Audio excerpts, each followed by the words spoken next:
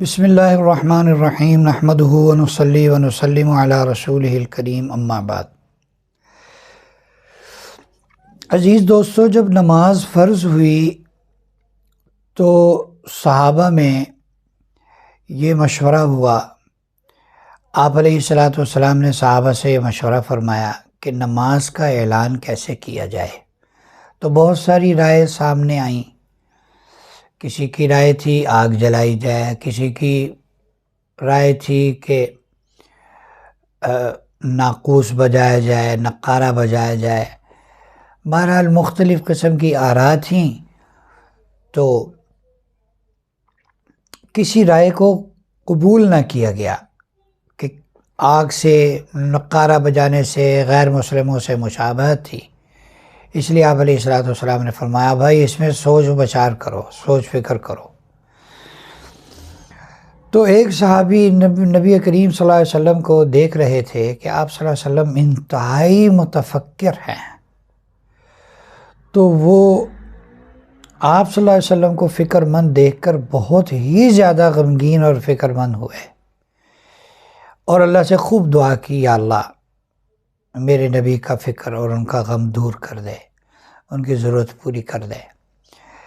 یہ رات کو سو گئے تو خواب میں انہیں فرشتے نے اذان سنائی۔ چنانچہ یہ صبح اٹھے تو انہوں نے نبی کریم صلی اللہ علیہ وسلم کی خدمت میں حاضر ہو کر اذان کے کلمات دہرائے کہ رات میں نے یہ خواب دیکھا ہے۔ تو آپ صلی اللہ علیہ وسلم نے فرمایا کہ بلال کو بلاؤ۔ حضرت بلال رضی اللہ تعالیٰ کو بلایا گیا، تو آپ نے فرمایا ان صحابی سے کہ یہ کلمات بلال کو سکھاؤ، بلال کی آواز بلند ہے، تو بلال انہی کلمات کے ذریعے سے لوگوں کو نماز کے لیے بلائے کریں گے۔ چنانچہ حضرت بلال رضی اللہ تعالیٰ کو سکھائے اور انہوں نے اذان دی، تو حضرت عمر رضی اللہ تعالیٰ عنہ بھاگتے ہوئے تشریف لائے اپنے گھر سے، اور آ کر عرض کیا اللہ کے رسول یہی کلمات میں نے خواب میں سنے ہیں۔ بہرحال اذان مشروع ہو گئی۔ اب اذان کیا ہے؟ اذان ایک بہت زبردست چیز ہے۔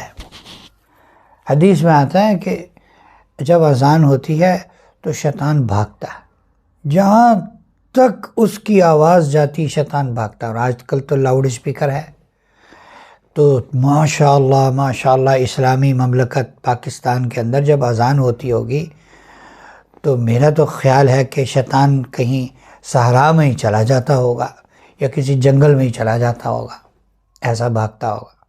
بلکہ ایک حدیث میں آتا ہے کہ وہ بھاگتا ہے اور اس کی ہوا خارج ہوتی ہے ڈر کے مارے۔ شیطان کو اذان سے اتنا ڈر آتا ہے، اس لیے کہا گیا جب بچہ پیدا ہو تو اس کے کان میں، دائیں کان میں اذان دو، بائیں کان میں اقامت کہو، تاکہ شیطانی اثرات اس سے دور ہو جائیں۔ اور ان اوقات کے علاوہ بھی کچھ اوقات ہیں، ایک تو نماز کے لیے ہے اذان کہی جاتی، کچھ اور کام بھی ہیں، کچھ اور مواقع بھی ہیں جن کے لیے اذان کہی جا سکتی ہے۔ جیسے مثال کے طور پر کوئی شخص بہت غمگین ہے، اس کے کان میں اذان کہی جائے تو اس کا غم، درد، الم، رنج سب کچھ اللہ دور فرما دیتے ہیں۔ یہ بعضی احادیث میں لکھا ہوا ہے، بعضی احادیث میں یہ وارد ہوا ہے۔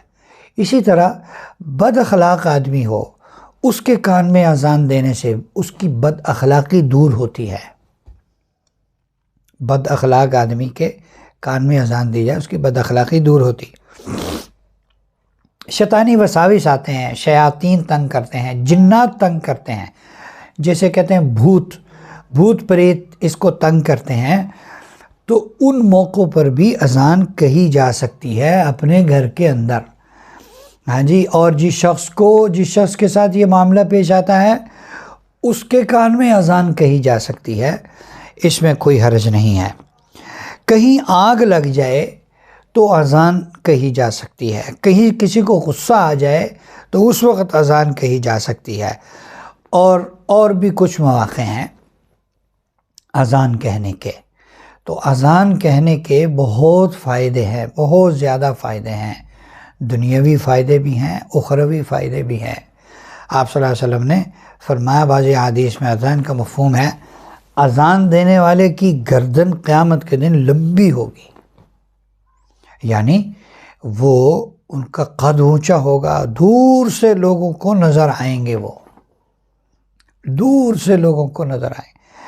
بعضی کتابوں میں یہ بھی پڑھا کہ اذان دینے والے کے جسم کو قبر کی مٹی نہیں کھاتی، یہ بھی پڑھا بعضی۔ تو جناب اذان دینے کے بڑے فائدے ہیں۔